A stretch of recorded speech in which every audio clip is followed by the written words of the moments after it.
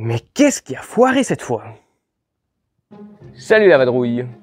Si comme moi, vous vous retrouvez face à Méduse, la Gorgone, voici les 5 objets indispensables pour en venir à bout.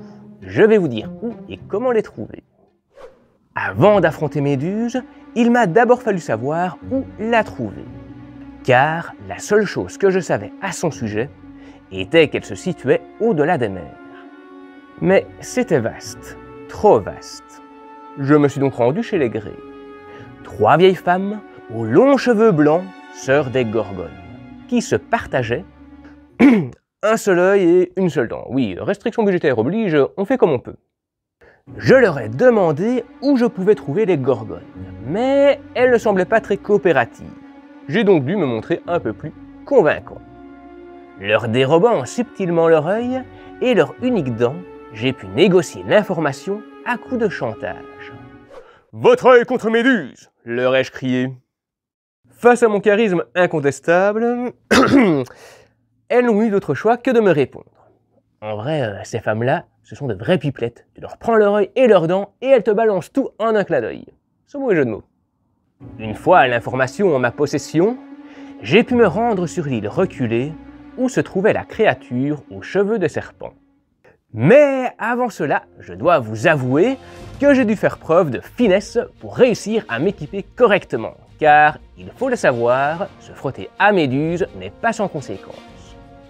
Nombreux l'ont payé de leur vie, en témoignent les nombreuses statues qui l'entourent.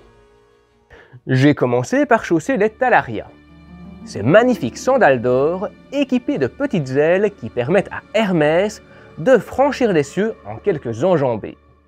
Le messager des dieux n'avait pas l'air enchanté d'apprendre que je les avais dérobés. Il faut dire qu'il les avait réservés à Persée.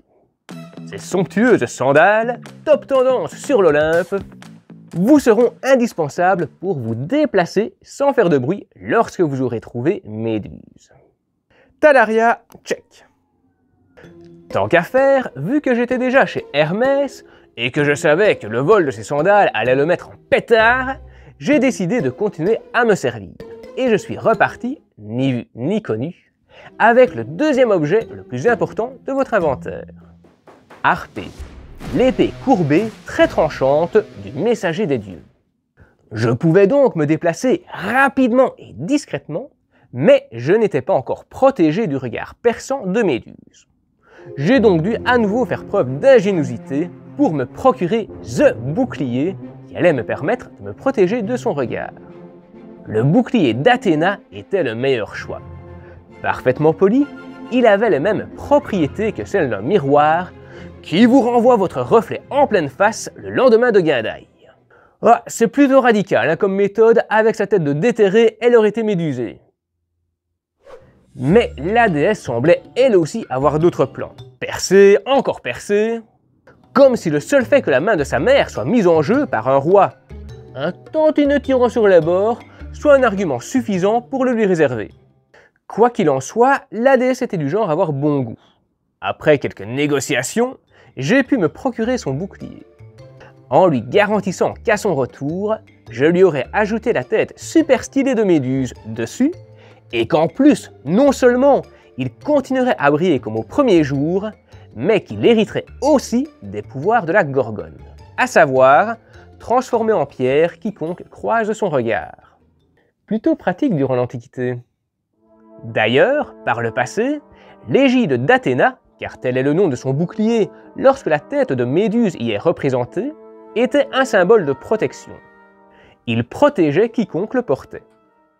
Mais avant de pouvoir tenir parole, je devais réussir à isoler sa tête de son corps sans risquer de croiser son regard.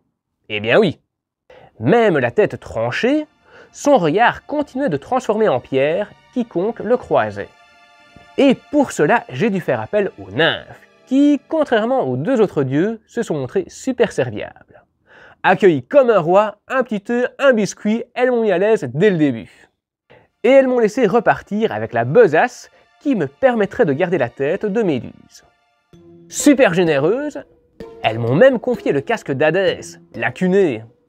Honnêtement, je ne savais trop quoi en faire, mais je ne voulais pas les vexer. Du coup, j'ai accepté leur cadeau sans broncher, mais en espérant que le dieu des enfers ne vienne pas me le réclamer. Ce n'est que plus tard que j'ai compris sa réelle fonction. Je me suis dit, tant qu'à faire, j'ai un casque, autant le porter. Il me protégera bien de quelque chose. Et là, tenez-vous bien, je suis devenu invisible comme par enchantement. C'était là l'objet ultime à posséder pour réussir à approcher Méduse sans se faire voir. D'ailleurs, vous êtes d'accord avec moi, le plus important de tous les objets magiques, c'est de loin la cunée. On est d'accord? Donnez-moi un peu votre avis en commentaire, je suis curieux.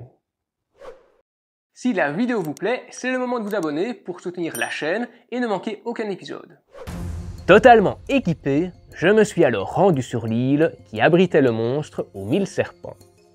Et c'est au moment de l'atterrissage que j'ai été surpris par un puissant reflet. Peut-être mon bouclier. Et me voici devant. Mais je n'ai plus aucun de ces objets. Je dois repartir à l'aventure. Mais j'espère que Persée ne sera pas passé derrière moi. Et si je vous disais qu'avant de devenir ce monstre horrible qui pétrifie ses victimes, Méduse était une belle jeune femme dont la beauté rendait jaloux les dieux. Si vous aussi vous êtes curieux, je vous recommande cet épisode où je vous raconte tout, de sa mésaventure avec Poséidon à son horrible transformation. Merci d'avoir regardé cet épisode jusqu'au bout, et pour ceux qui veulent me soutenir, vous pouvez le faire via Tipeee ou Utip, toutes les infos sont en description.